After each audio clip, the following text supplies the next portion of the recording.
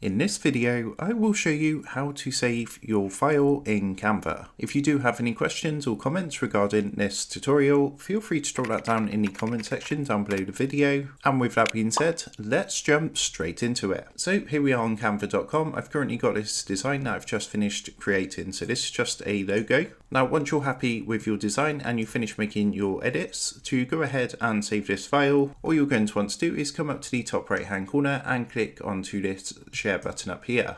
Once you click onto this, you're going to get a drop down menu, and what you want to do next is come down to where it says download, give that a click, and then what you can do is go ahead and select the file type. So this is what you want to save your file as. Because it's a logo picture, I'm just going to keep this as PNG. But of course, if it was a video, you would save as an MP4 video. If it was a PDF, it would be PDF standard, and so on and so forth. So once you've done that, you may be given some further options for your file. So you can see, for example, for my PNG file, I can save this with a transparent background, and I can also choose to compress the file if I want to. Once you've done that, all you need to do is come down and press the purple download button at the bottom. And as you can see, that's going to go ahead and start downloading and saving our file to our PC. So here we are. As you can see, the file has downloaded. So now we can just click onto this to open it, and you can find this in your downloads folder on your PC. So that is how to save your file in Canva. I hope this quick tutorial did help you out today. And if this did help you out, I would really appreciate it if you was to consider dropping down below the video,